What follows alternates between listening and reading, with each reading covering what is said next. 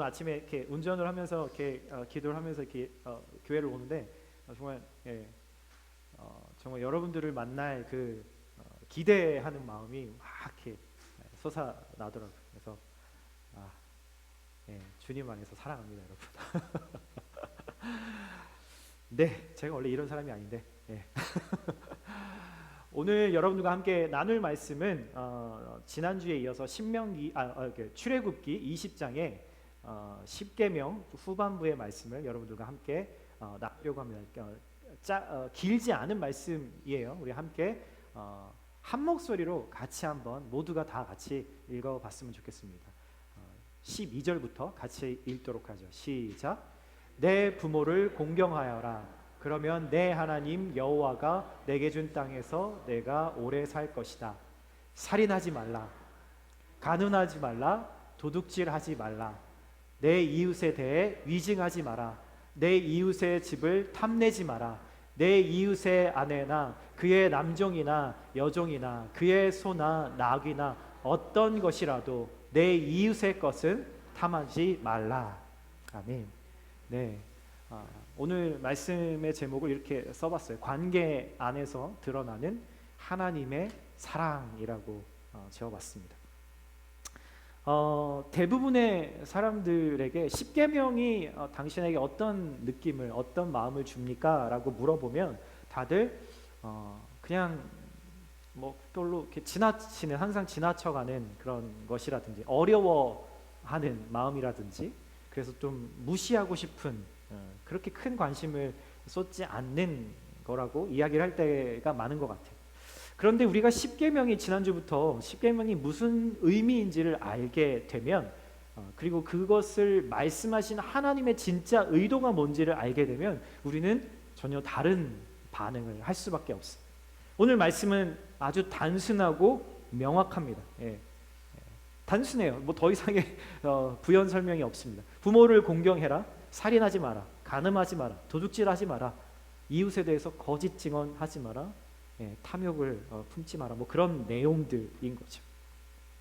여러분 이게 우리에겐 너무나 당연히 여겨집니다. 왜요? 이 미국이라는 나라의 법에도 저게 명시되어 있고 한국이라는 나라에도 대부분의 전 세계의 나라에서 것을 법으로 명시해 놓고 이것을 지켜야 한다라고 이야기하기 때문이죠. 물론 뭐 부모를 공경해라라고 하는 말은 뭐 진부한 옛날 고리타분한 이야기다라고 생각하실지 모르겠지만 요즘에 신문에 나오는 많은 뉴스들을 보면 더 이상 이 공경의 문제가 부모와 자식 간의 문제가 도덕의 문제가 아니라 법률의 문제로 정말 디그레이드 된 것을 우리가 보게 되는 겁니다. 근데 중요한 것은 십계명은 단순히 우리가 알고 있는 너무나 잘 알고 있는 이 법을 지키냐 마느냐의 차원이 아니다라는 것이에요. 완전히 다른 차원의 이 의미를 가지고 있습니다. 왜 그러냐면 이 법을 어기는 행동, 뭐 누군가를 살인하지 말라고 누군가를 뭐 흉기로 해를 입힌다든가 어떤 한 이성을 간음하는 행동을 한다든가 아니면 어느 샵에 가서 귀중한 것을 훔친다든가 뭐 이런 것들은 당연히 우리가 죄라고 여기고 나는 그런 죄를 짓지 않아와 앞으로도 짓지 않을 거다라고 생각을 하겠지만 성경이 말하고 있는 오늘 이 십계명이 말하고 있는 진짜 이 법의 의미는 내가 그 죄의 행동을 하지 않았어도 내 마음이 그러한 죄를 이미 지었다면 품었다면 그것조차도 이미 법을 어긴 것이다 라고 본다는 거죠. 세상의 법과 다른 거죠. 나에게 상처를 주는 부모를 향해서 마음속으로 경멸하고 욕하고 비난하는 것도 부모를 공경하라고 하는 법을 어기는 것이고 누군가를 보면서 어떤 이성을 보면서 음란한 마음을 갖고 음란한 상상을 하는 것만으로도 이 십계명의 율법을 어기는 것이고 죄라고 말하고 있는 것이죠. 내 것이 아닌 것을 탐하는 마음을 가졌을 때조차도 실제로 그것을 훔치지 않더라도 이것은 이미 하나님의 십계명을 어긴 것이다 라고 이야기를 하는 거예요. 사람들은 단지 문자에서 드러난 것만을 지키며 마음속으로는 이미 수십 명, 수백 명의 사람을 미워하고 비난하고 저주하면서 이미 내 마음속에서 죽이는 것을 보면서 예수님이 이 신약에 들어와서 십계명을 다시 의미를 설명을 해주고 계신 거죠. 그래서 이 십계명의 원래 의미를 우리가 진짜로 알게 된다면 여러분 어떻게 반응하시겠어요? 한번 고민해 보신 적 있으세요? 아마도 많은 분들이 저처럼 고개를 절레절레 혼자 흔들면서 그렇다면 이걸 누가 지킬 수 있을까라는 고백을 스스로 하게 될 겁니다. 그리고 이 고백 다음에 그 다음 단계에는 아마 내 바쁜 삶에서 끊임없이 반복되는 이 삶에서 아마 이 계명들은 어느 정도 잊혀지고 무시하게 될 거예요. 이런 의미라면 어차피 난 지키지도 못할 테니까 왜 이런 법을 나에게 강요하는 거지? 라고 내 마음 한편에 생각하고 한쪽의 구석에다가 쳐 넣어버리고 그리고 닫아버리는 거죠. 오늘 여러분들과 함께 이 십계명 말씀뿐만이 아니라 여러분 우리가 계속해서 나누고 있는 생명의 말씀인 이 하나님의 말씀은 여러분 우리를 살리는, 우리의 영혼을 살리고 우리의 삶을 진정으로 회복시키고 또 풍성하게 만드시기 위해서 우리에게 주신 것이지 우리를 낙심시키고 아주 우리가 도달할 수 없는, 리치할 수 없는 그런 이상적인 목표를 주시기 위해서 성경이 기록된 것이 아니라는 것을 여러분들 앞에 명확하게 이야기하고 싶습니다. 그런데 여러분 정작 현실은 이것 하나하나를 순종하는 것조차 참 어려운 것들이라는 것을 우리는 깨닫게 될 수밖에 없어요. 그래도 어떤 사람은 그 현실에서 이런 것까지 깨닫습니다. 진짜 나는 이걸 지킬 수가 없구나, 내가 진짜 연약한 존재구나 라는 것을 깨닫는 단계까지 가죠. 그런데 많은 크리스천들이 이런 법을 지키기에는 난 나약하다는, 의지가 박약하다는, 그럴 정도로 착하지 않다는 그 깨닫는 지점에서 멈춰버립니다. 왜 그럴까요? 나는 못해. 여러분 하나님의 말씀, 성경은 도덕적으로 뛰어난 사람만, 누구보다 성경을 많이 아는 사람들만, 혹은 의지가 누구보다 강한 사람들만, 혹은 먹고 사는 문제가 이미 어느 정도 해결이 되고 보장되어 있는 사람들만 따를 수 있는 말씀이 아니라는 거예요. 성경은 결코 그렇게 얘기하지 않습니다. 학교를 한 번도 가보지 못한 사람일지라도 오늘 계획하고 오늘 밤이 되기 전에 포기해버리고 마는 의지 박약의 사람일지라도, 당장 오늘 먹고 사는 문제가 가장 큰 이슈가 되는 사람일지라도 그 어떤 사람도 하나님의 말씀을 따르면서 살 수 있다라고 성경은 단언하죠. 여러분 지금 여러분들의 마음속으로 아마 저에게 이렇게 제가 이런 말을 하면 여러분들이 속으로 그런 생각을 할지 모르겠어요. 저는 막 설교를 쓰다 보면 여러분들의 마음 안으로도 막 들어갔다 나왔다 혼자 그러기도 합니다. 그러면서 그런 마음을 갖는 분들이 혹시 있을 수 있겠죠. 목사님 저는요 그런 거 관심 없어요. 지금 내 인생에서 재밌고 즐길 것들이 얼마나 많은데요. 그거 하나 누리기도 바빠요 제 인생. 또 어떤 분은 이런 생각을 하겠죠. 여러분 목사님 진짜 제가 얼마나 열심히 살고 있는지 모르시겠어요? 이 세상에서 제가 해야 될 얼마나 중요한 일들이 많은데요. 그래서 얼마나 제가 힘든지 아세요? 목사님은 제 상황을 잘 모르시니까 그런 말씀 하시는 거예요. 저는요 솔직히 별 관심 없어요. 죄송합니다. 그렇지만 만약에 그런 마음이라면 여러분들 왜 이 주일 아침에 늘어지게 쉴 수 있고 잠잘 수 있고 원하는 거 할 수 있는 이 시간에 왜 여기에 굳이 와서 여러분들이 사시는 곳하고 가까운 곳도 아닌 이곳에 오셔서 왜 말씀을 듣고 계신 건가요?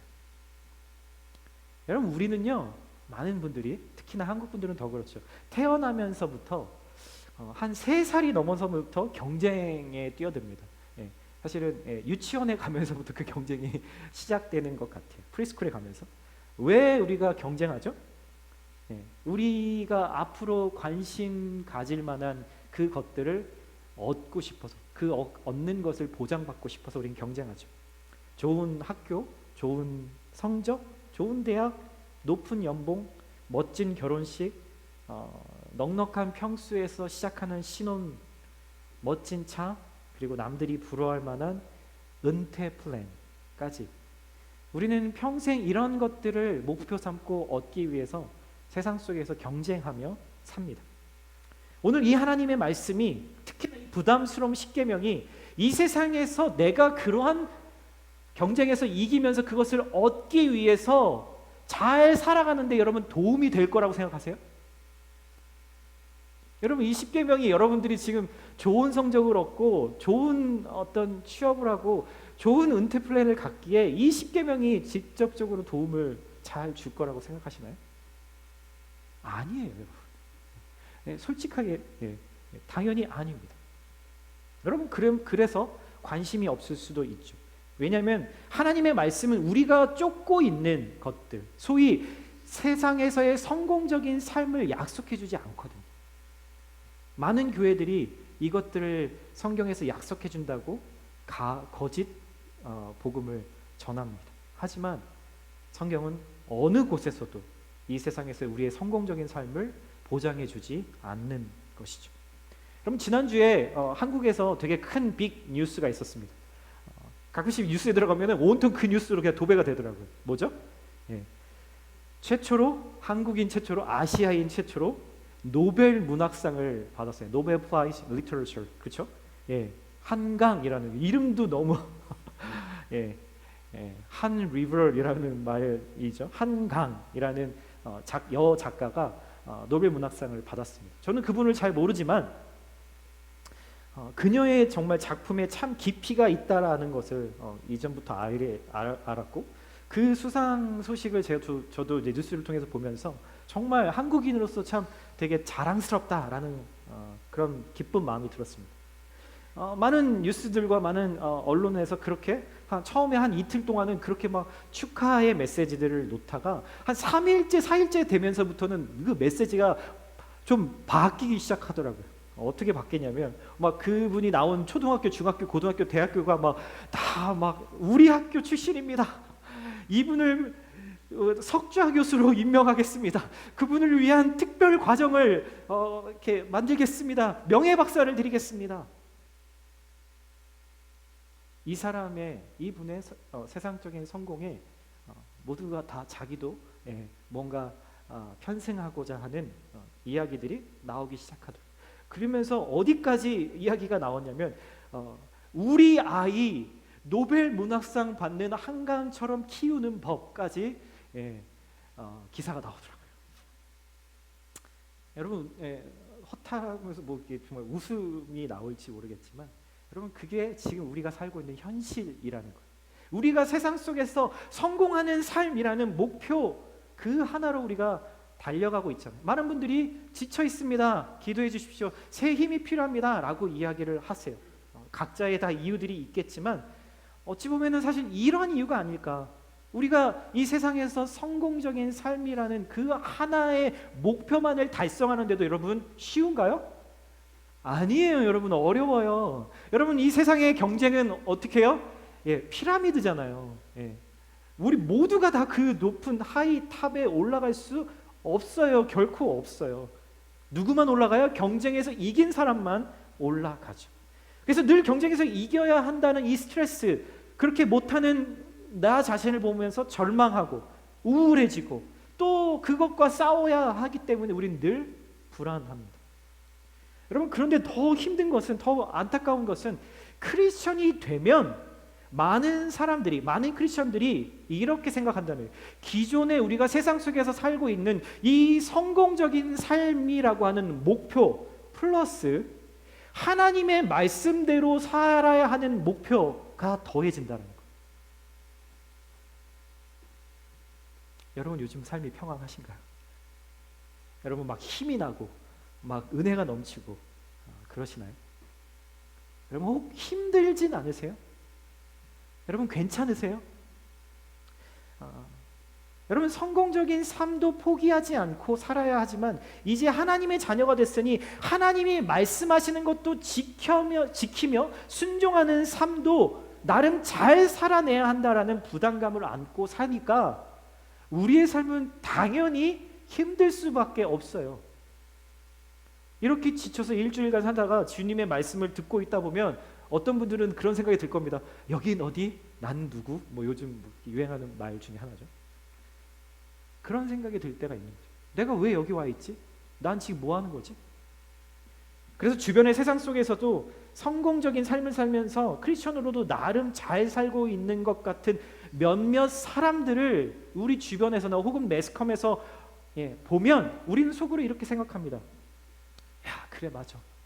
크리스천으로 믿지 않는 사람들과도 경쟁해서 더 높은 고지에 올라가서 그 올라간 다음에 이 한강이라고 하는 이 사람처럼 멋지게 그분이 크리스천이라는 얘기는 아니에요. 그렇게 올라가서 이 모든 것은 하나님의 은혜였습니다.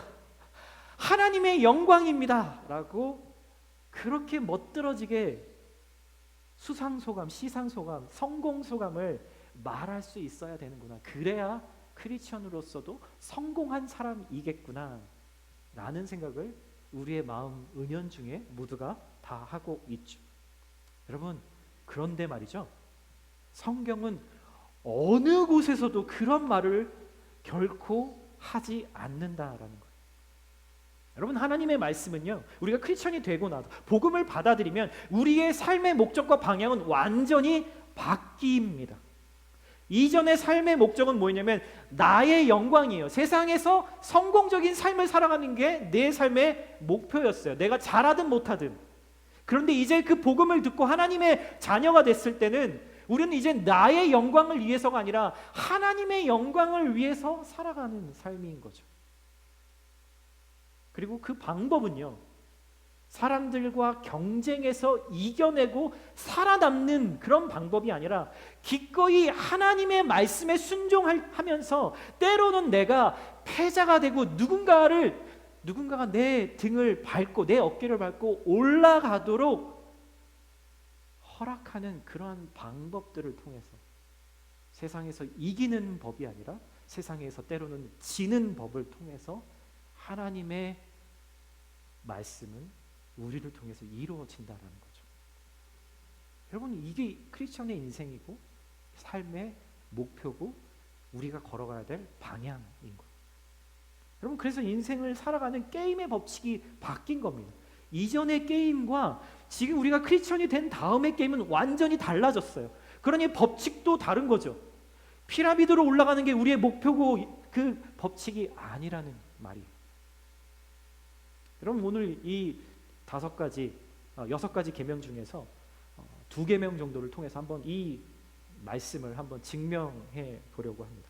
예수님이 산상수훈이라고 불리는 설교를 마태복음에서 하시면서 그 산상수훈을 얘기하시고 그 다음에 10계명에 대해서 이렇게 설명을 해주십니다. 한번 같이, 좀 길지만 우리가 이 10계명을 예수님이 직접 설명해 주신 거니까 한번 읽어볼까요? 시작. 살인하지 말라. 살인한 사람은 누구든지 심판을 받을 것이다 라는 옛사람들의 말을 너희가 들었다.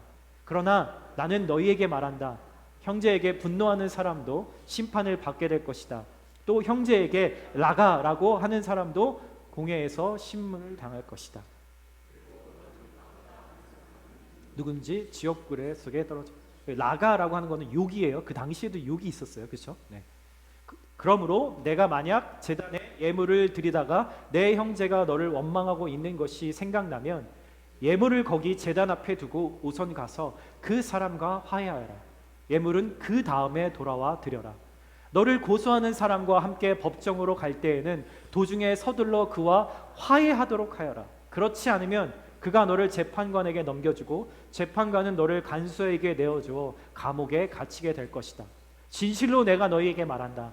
내가 마지막 1고들한테까지 다 갚기 전에는 거기서 나오지 못할 것이다. 너는 간음하지 말라는 옛사람들의 말을 너희가 들었다. 그러나 나는 너희에게 말한다. 여자를 음란한 눈으로 바라보는 사람은 누구든지 이미 마음으로 간음죄를 지은 것이다.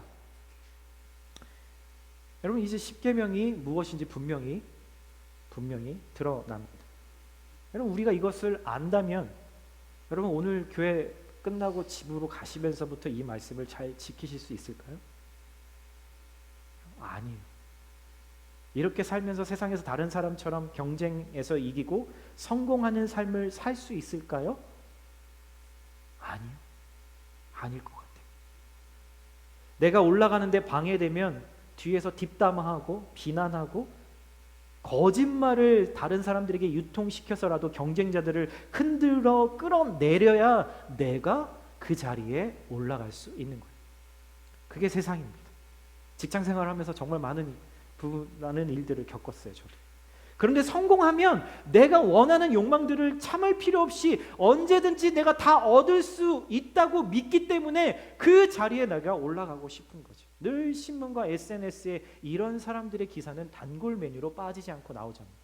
그래서 저와 여러분들 같이 크리스천들은 보통 어떻게 생각하나요? 어떻게 하죠? 적당한 선을 나름 만들어냅니다. 그 적당한 선을 지키면서 그래, 이 세상에서도 계속 그 목표, 성공적인 삶의 목표를 포기하지 않고 신앙적으로도 적당한 선을 유지하면서 살아가보자 라고 생각을 하는 거죠. 여전히 주일 예배에 안 빠집니다. 여전히 헌금도 하죠. 여러분, 그래야 이렇게 살아야 세상에서든 교회에서든 사람들에게 무시당하지 않고 여전히 사람들에게 인정받으며 살 수 있다라고 믿기 때문입니다. 여러분, 성경은 우리가 믿음 가지고 기도하면서 하나님의 도우심을 받아서 세상의 경쟁에서 더 나은 위치를 선점하고 성공의 길로 올라가서 이건 모두 하나님의 은혜였습니다 라고 말하면서 여전히 세상과 하나님을 함께 섬기는 삶으로 우리를 부르셨다라고 말하지 않습니다. 여러분, 히브리서에서 이런 사람을 뭐라고 부르는지 아세요? 세상이 충분히 감당할 만한 사람들이라고 이야기합니다. 내가 얻고 싶은 것들을 위해서 세상에 절하고 타협하는 사람들이기 때문에 세상이 얼마든지 감당할 수 있는 사람들이라고 얘기하죠. 나에게 하나님의 말씀이 어렵고 순종하긴 더 어렵고 그래서 듣고 나선 덮어버리고 마는 이유는 어느 정도 그 선을 그어놓고 이 정도만 지키면 돼 라고 우리가 여기는 이유는 여전히 이 세상의 성공적인 삶이 내 삶의 더 중요한 목표이기 때문입니다. 그래서 많은 경우에 이 두 가지 삶을 다 얻으려고 노력하다가 지쳐서 위기를 맞이합니다. 여러분, 하나님이 필요하다, 하나님의 은혜가 필요하다라고 생각했던 적, 하나님 앞에 간절히 내가 기도하면서 구했던 적이 언제인지 한번 생각해 보세요. 바로 그 위기가 닥쳐왔을 때일 겁니다. 모세가 이집트의 사람들을 죽이고 이집트 한 사람을 죽이고 도망쳐서 더 이상 이제 왕자의 삶이 아니라 목동이 돼버려서 힘 다 빠진 80의 노인이 되었을 때 그때 비로소 하나님이 그 앞에 나타나시죠. 요즘 큐티하고 있는 호세아서를 보면은 남편을 버리고 외간 남자들과 음란을 즐기고 있는 한 여인을 상징적으로 얘기하죠. 고멜이라고 하는 여자가 더 이상 남자들에게 인기가 떨어지니까 자신을 찾지 않아 버리니까 비로소 다시 남편에게 돌아와서 솔직하게 하나님 앞에 서게 되는 모습을 보는 거예요. 여러분, 우리에게 지금 찾아온 어떤 분들에게 찾아온 광야 같은 시간들, 고난의 힘겨움, 마음의 공허함, 외로움, 세상과 하나님을 모두 만족시키면서 나는 잘 살 수 있다 생각한 그 나에게 그런 일은 진짜 불가능하구나 라는 것을 깨닫는데 이 고난은 우리에게 큰 도움을 줍니다. 이렇게 하나님이 말씀하시는 삶에 비로소 우리가 그 고난을 통해서 고통을 통해서 관심을 갖게 될 때 우리 앞에 하나님은 하나를 내어놓으세요. 가볍고 기쁜 멍에를 우리 앞에 놓으시죠. 여러분, 그 멍에가 가볍고 기쁜 이유는 성공적인 삶이라는 세상에서 선택받은 소수의 사람이 되려고 늘 나 자신을 그 세상의 법칙에 묶어 놓았던 것에서 하나님이 진리의 말씀으로 나를 건져내 주시고 탈출시켜 주셨기 때문인 거죠. 예수님이 그 삶을 우리에게 먼저 보여주셨어요. 이상적인 이그젠플이 아니라 우리 모두가 다 그 삶을 살 수 있기 때문이에요. 십자가가 예수님의 패배와 하나님의 수치가 아니라 죄인을 구원하시고 선으로 악을 이기는 완전하고도 궁극적인 하나님의 승리의 표대가 된 것이죠.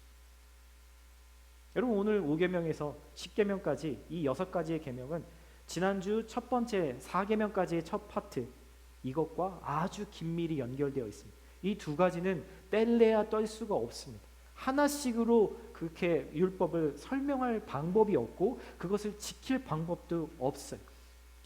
여러분 1계명에서 4계명까지를 예수님이 한 문장으로 정리해 주시죠. 어떻게 해요? 하나님을 사랑하라. 내 하나님을 사랑하라.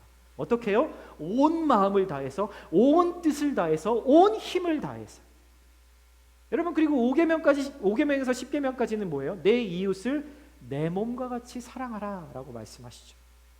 바울 사도는 이 두 계명을 또 하나로 정리해 줍니다. 내 이웃을 내 몸과 같이 사랑하면 이 모든 율법을 다 지키는 것이다.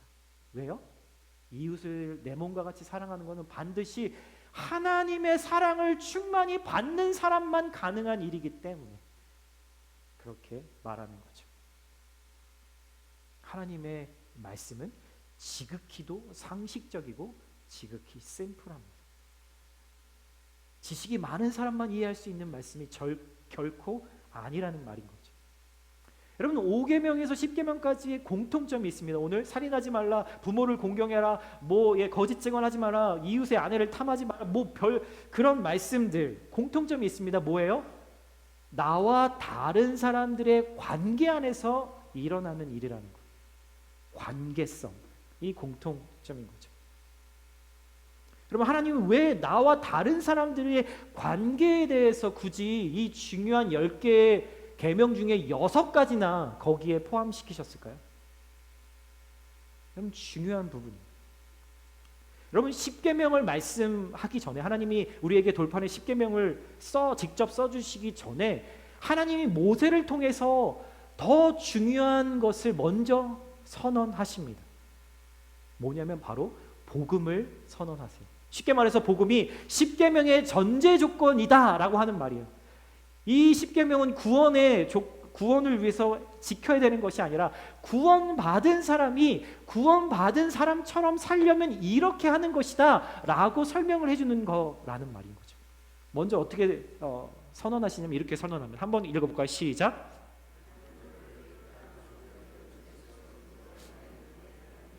한 구절만 더 할까요? 너희를 내 백성으로 삼고 너는 하나님이 되리니 나는 애굽 사람의 무거운 너희를 빼낸 너희의 하나님 여호와인 줄 너희가 알지. 여러분 지금 10계명에서 하나님이 이거 해 저거 하지 마라고 말씀하기 전에 먼저 뭐라고 선언하시냐면 내가 너를 구원했다라고 이야기를 하시는 거예요. 선언하시는 거예요. 네가 한 건 아무것도 없어. 내가 너를 이집트의 종되었던 너희를, 죄의 종되었던 너희를 내가 구원해냈어. 너를 끄집어서 어둠에서 빛 가운데로 내가 오게 했어 라고 지금 선언하고 계신 거예요. 하나님이 나에게 행한 것을, 내가 하나님을 위해서 행하는 일을 말씀하기 전에 내가 너에게 한 일은 바로 이런 것들이야 라고 선언을 하신 거죠. 여러분 법이라는 게 뭐죠? 세상의 법도 그렇고 성경에 나오는 율법도 마찬가지입니다. 이렇게 해야죠. 네가 이렇게 하면 하지마 해 라는 거 잘 지키면 너 잘 될 거야. 이렇게 좋은 걸 얻게 될 거야 라는 것이 율법이에요. 법이에요. 그런데 복음은 뭐냐면요. 여러분 복음은 율법과 같지 않습니다. 복음은 내가 너를 위해 다 이거 했어. 네가 잘했든 못했든 상관없이 내가 너를 위해 이미 이걸 다 이뤄놨거든. 그러니까 이제 괜찮아. 걱정하지 마. 여러분 이게 복음입니다.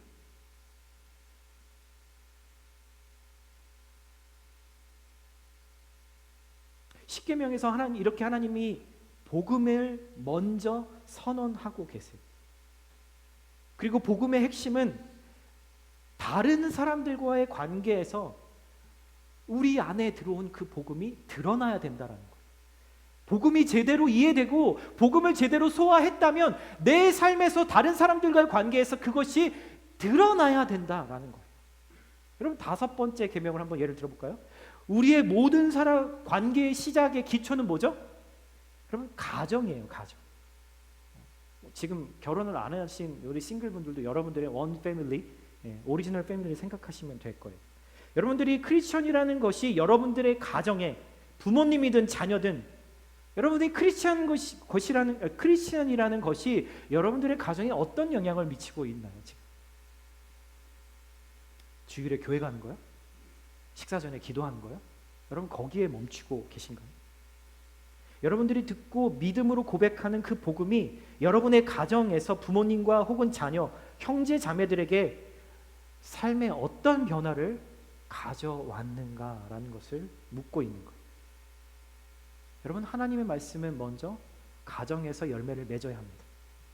교회를 다녀도 우리는 얼마든지 이 복음이 아니라 율법에 빠져서 율법주의자 아빠, 율법주의자 엄마, 율법주의자 남편, 율법주의자 아내, 율법주의자 자식이 될 수 있어요. 부부관계든 부모와 자녀관계든 이 율법이 기초가 되면 이 관계는 조건적인 관계가 되어버립니다.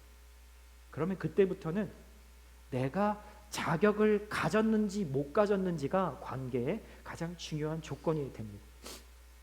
너 오늘 이 주어진 일 다 마쳤으니까 오늘 이 식탁에서 밥 먹을 자격이 있어. 좋은 성적을 오늘 받았으니까 너는 내 서포트를 다 받을 자격이 있어. 내가 오늘 돈을 열심히 많이 벌어왔으니까 당신은 가족의 존경과 순종을 받을 자격이 있어요. 여러분, 우리가 이렇게 얘기하진 않죠. 그렇지만 이렇게 행동으로 말할 때가 많이 있어요. 가족이지만 가족답지 않은 말들이 당연하게 있으면서 그렇게 여겨지는 거죠. 엄마 아빠의 사랑을 받기 위해서 누군가는 공부를 열심히 해서 일을 열심히 해서 좋은 성적을 좋은 것을 얻어내야 하고, 아버지의 인정을 받기 위해서 세상의 경쟁에서 1등은 아니더라도 확실한 상위권 안에 들어가야 하는 거죠. 또 남편의 사랑을 받으려고 모든 것에 복종하고 노력하는 아내와 자식들에게 인정받기 위해서, 사랑받기 위해서 돈을 많이 충분하게 벌어와야만 하는 남편. 여러분, 우리에겐 참 익숙한 가정의 모습, 역할들이죠. 여러분, 이런 율법적인 관계에선 상대방에 대한 나의 태도는요, 그 사람이 나를 대했던 태도에 대한 반응이에요. 여러분, 잘 생각해 보세요. 여러분들의 가족들 안에 깨어진 관계들, 회복되어져야 될 관계들이 있다면, 여러분, 내가 지금 그 사람을 대하고 있는 그 마음은 바로 상대방이 나를 대했던 그 마음의 반응이라는 거죠. 네가 내 요구대로 해주면 나도 너에게 이거 줄 거야 라는 거예요.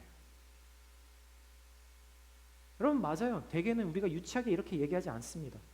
이렇게 말은 안 하지만 이렇게 행동하기 때문에 우리의 속마음에서 그것이 드러나는 거죠. 그러면 아무리 가족이라도 편안하지 않습니다. 늘 가족들 안에서 긴장감이 있어요. 왜요? 불안하거든요. 계속 하나님의 말씀에 그것이 아니라 세상에서 성공적인 삶에 더 집착하도록 가정에서조차도 그것을 강요받는 거예요. 성공은 언제나 나 하기에 달려있기 때문이라고 믿기 때문에 언제라도 내가 좋은 결과를 내지 못하면 그 인정과 사랑과 은혜는 사라질 수 있고, 그렇기 때문에 내가 늘 불안하게 느끼는 거죠.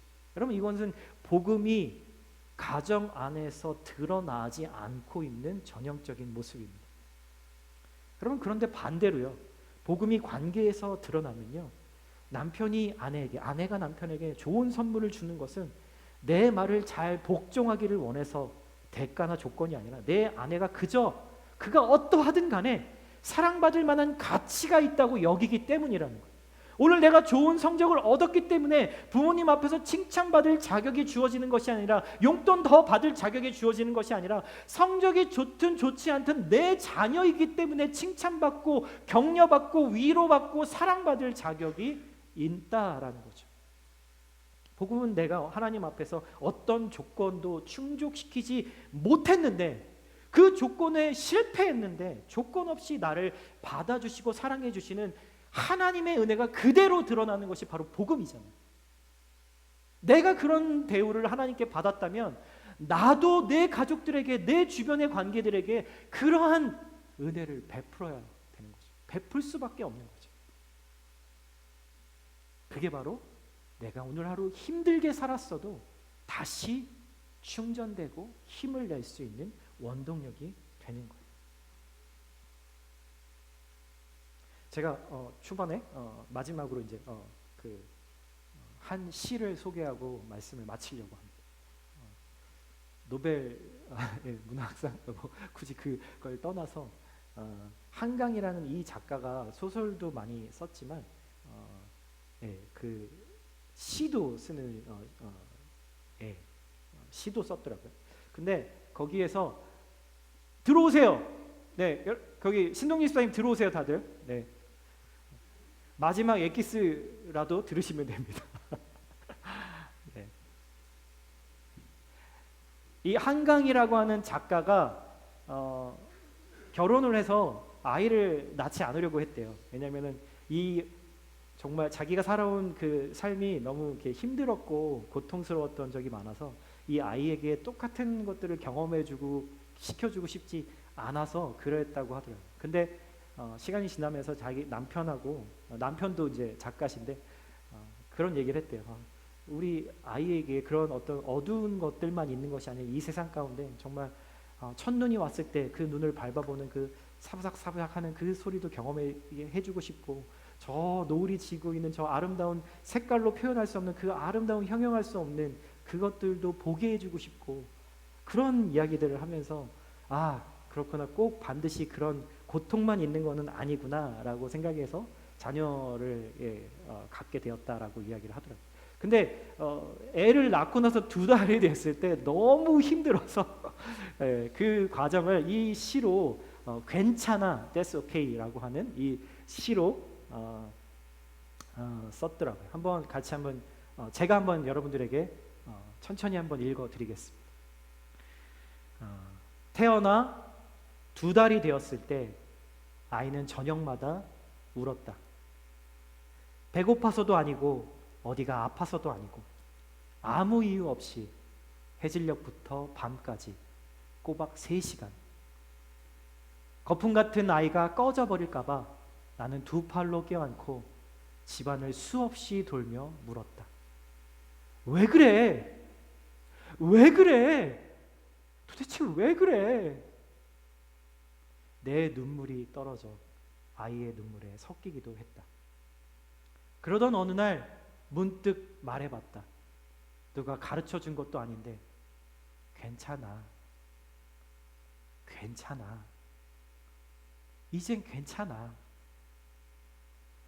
거짓말처럼 아이의 울음이 그치진 않았지만 누그러진 건 오히려 내 울음이었지만, 다만 우연의 일치였겠지만 며칠 뒤부터 아이는 저녁 울음을 멈췄다. 30이 넘어서야 그렇게 알았다. 내 안에 당신이 흐느낄 때 어떻게 해야 하는지. 울부짖는 아이의 얼굴을 들여다보듯 짜릿짠 거품 같은 눈물을 향해 괜찮아. 왜 그래가 아니라 괜찮아. 이제 괜찮아. 이 시를 읽으면서 크리스천은 아니셨지만 되게 많은 감동을 받았습니다. 엄마도 말 못하는 아기도 왜 그래가 아니라 괜찮아 라며 서로를 용서하고 용서받는 은혜를 경험한 거죠. 그게 여러분 가정 안에서 복음이 드러나는 방법인 거죠. 그러나 은혜를 경험했다고 해서 여러분 모든 관계가 사랑의 관계가 되는 것은 아니에요. 부부가 서로를 사랑하기 위해선, 부모와 자녀가 서로 사랑하기 위해선 하나님이 주시는 은혜의 힘으로 날마다 나를 부인하며 예수님을 따라가셔야 합니다. 여러분, 우리는 매번 승리합니다. 우리는 그걸 너무 잘 알아요. 그래서 마틴 루터가 성도의 삶을 뭐라고 한마디로 표현했냐면, 성도의 삶은 전 생애가 회개하는 삶이다 라고 말했어요. 우린 매일매일 회개하며 살아갑니다. 하나님 앞에 기도하며 회개하는 것만 말하는 것이 아니라 부부관계에서, 부모와 자녀의 관계에서, 형제 자매들과의 관계에서 우리는 매일 용서를 구하고 용서받는 일을 경험해야 한다라는 말이에요. 여러분, 복음이 가장 짜릿하게 우리에게 감동이 되는 때가 바로 이 용서를 구하고 용서를 받는, 잘못을 시인하는 그때라는 거죠. 사랑하는 형제 자매 여러분, 우린 내일 또 이 십계명을 지키기 위해서 세상의 가치들과 싸우고 또 내 자존심과 싸우면서 그것들을 포기하고 하나님의 말씀을 선택하는 그 기로에 놓이게 될 거예요. 물론 고민은 있겠지만 생명의 말씀을 우리가 선택할 때 우리에게 말할 수 없는 기쁨, 그 승리와 내가 예상치 못했던, 전혀 알지 못했던 제3의 새로운 길들을 우리 하나님께서 나를 위해 열어주실 것입니다. 그 은혜 안으로 깊이 들어가시기를 예수님의 이름으로 축복합니다. 아멘. 아멘.